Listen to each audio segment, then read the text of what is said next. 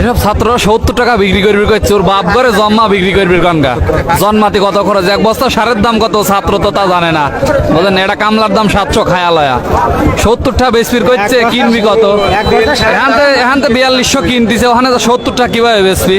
ঠিক আছে, এক বস্তা সারের গ্যাস বেশি দেওয়া লাগবে আর দেখানি কি কাজে যে চার দিলাম 70 টাকা বেছেন, 70 টাকা বেছেন, চার দিলাম এই 70, কিন্তু আটে তো এসে কিনবে আমরা, আটে চার কলি তাই হরা দেয়, বুঝেন নাই, চার কলি হরা দেয়। এই পাবনার এই জায়গা হলো বর্তমান পেঁয়াজের বাজার হলো 4140 উপরে 200, অথচ সরকার থেকে রেট দিতে আসলে 70 টাকা। তাহলে কিভাবে সম্ভব?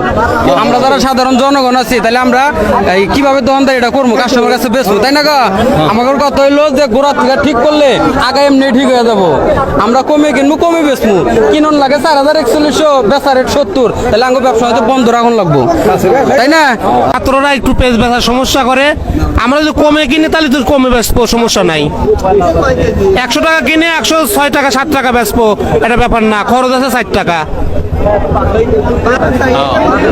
ছাত্র ভাইরা আমাদের একটা দাবি যে আমরা 100 টাকা বেচ কিনবো, 106-7 টাকা বেচবো, আমাদের 4 টাকা খরচ আছে এখানে। রেটে বিক্রি করতাম প্রচুর ক্ষতিগ্রস্ত হয়ে যাবো, আমরা বেশি ক্ষতিগ্রস্ত হয়ে যাবে, কৃষকও ক্ষতিগ্রস্ত হয়। কারণ এই পেঁয়াজটা আপনার হচ্ছে বছরের সময়, মানে হচ্ছে নতুনের সময় হচ্ছে আপনার হচ্ছে 2022-2500 এই মালটা হচ্ছে সাঙে রাখিছে, রাখার পর তো 4000 মতো পড়েই গেছে সাঙে। কৃষক ক্ষতিগ্রস্ত হবে, ব্যবসা ক্ষতিগ্রস্ত হয়ে যাবে অবশ্যই, যেহেতু কৃষকরা এগুলো করে। জি জি। আর একটা প্রবাদ আছে যে কৃষক বাঁচলে দেশ বাঁচবে। দেশ বাঁচবে। সারের দাম বেশি, তেলের দাম বেশি, ওলের দাম না কমায় তো কৃষক ক্ষতিগ্রস্ত হয়ে যাবে। জোর করে আপনারা বেচাচ্ছেন, আমরা কি করবো? জোর জবর করে বেচায়, জোর জবর করে বেচাচ্ছে জোর জবর করে কে বেচায়? ছাত্ররা। মানে এটা কি আপনি এর সম্মুখীন কি কখনো হয়েছেন?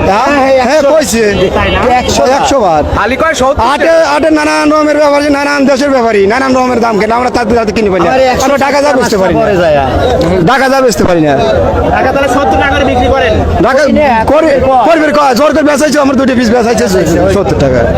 তাই না? হ্যাঁ ঢাকাতে 2 দিন 70 টাকা বেচাইছে আমার, অলরেডি তো 70 কোনো বাজার নাই, কোনো কেন যা আছে নাকি আপনি এলছি বাজারে তো দেখতেছেন যে হলেন কেন দেন গৃহস্থ কত চায়, এই যে 4000 দাম করে দেয় না, কত বেশি দাম দেওয়া লাগবে।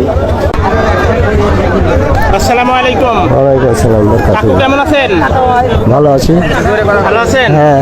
শরীরটা সুস্থ আছে? হ্যাঁ আছে। আলহামদুলিল্লাহ। একটু জোরে কথা বলেন না কাকু। কোথা থেকে আসছেন? সরিষা থেকে। সরিষা থেকে পেঁয়াজ নিয়ে আসছেন? হ্যাঁ। এই পেঁয়াজ আপনি কয় কেজি পেঁয়াজ নিয়ে আসছেন? 40 কেজি। 40 কেজি না? আপনি এই বছর হাটে আসছেন, ছেলেপেলে নাই? না ছেলেপেলে আছে বাড়ি। হাঁটতেই তো কষ্ট হয়, আবার পেঁয়াজ নিয়ে আসছেন। ছেলেপেলে কাছে নাই, বাইরে আছে। ও বাইরে আছে, আরে একাই। কি কষ্ট। তো যাই হোক কাকু, আপনি আজকে পেঁয়াজের সর্বোচ্চ দাম উঠছে কত? উপর বাজার কত বলছে? ওই 40 42 কি আছে, 40 39 42 42 টাকা আপনারটা বলেছে? না কত বলেছে আপনারটা? আমারটা না 39 বলছে আমারটা। আপনারটা 39 টাকা বলেছে? 39 বলছে আমারটা। তাই না? হ্যাঁ। সকালে নাস্তা করে আসছেন? করছি কিছু। আরে কি কষ্ট করে আমার কাকু হাটে আসছে। কাকু আসসালামু আলাইকুম। ওয়ালাইকুম আসসালাম। দাদু ভাই কেমন আছেন? আলহামদুলিল্লাহ। কোন গ্রাম থেকে আসছেন ভাই হাটে? সাথিয়া নন্দনপুর। সাথিয়া নন্দনপুর। কত সময় আসছেন? এই তো কেবলে আসছে। মাত্রই আসছেন না? নাম কি আপনার ভাই? তারেক মনোয়ার। তারেক মনির। আমার সুন্দর নাম গো, বিশাল একটা বক্তার নামের নাম। তো এই পেঁয়াজ নিয়ে আসছেন না? হ্যাঁ দেশাল। কি পেঁয়াজ এটা ভাই? এটা দেশি পেঁয়াজ, তাহারপুর। তাহিরপুরে না? ও তাহিরপুরে। তো তারেক মনোয়ার ভাই, আজকে আপনার পেঁয়াজের সর্বোচ্চ দাম উঠছে কত? 4150। 4150 টাকা বলেছে আপনারটা? হ্যাঁ। আর হাটের মধ্যে সর্বোচ্চ দাম আছে কত বলতে পারেন? হয়তো জানা নাই। 4200, হাইস্ট 4200। হাইস্ট 4200 না?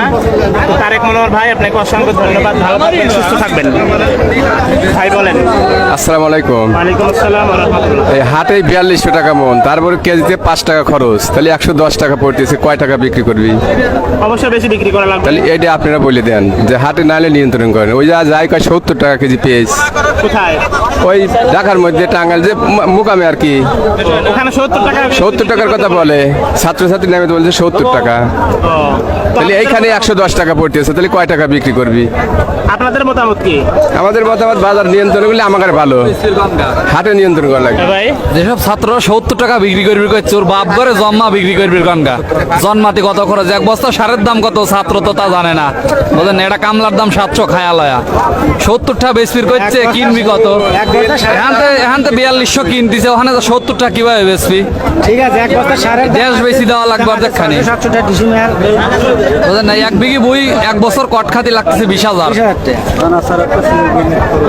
ধান 1 কেজি হলো 9000। ওই ছাত্রকে আর হিসাব করতেছে নাকি? আসসালামু আলাইকুম। ওয়ালাইকুম আসসালাম। আমার ভাই, এখনকার যে বাজার আসলে মনে হয় আমরা কৃষকের মনে লস।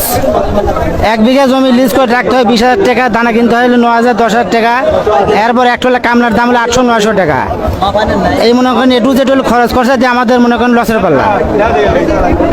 এখন যে বাজার পেঁয়াজের বাজার মনে করেন 4,500-5,000 হলে তাহলে মনে গৃহস্থ কিছুটা পোষাবে। তো ঠিক আছে ভাই, আপনাকে অসংখ্য। কত হলে আপনাদের পোষাবে ভাই? আমাদের পোষার 4,500-5 হলে মোটামুটি পোষাবে আর কি।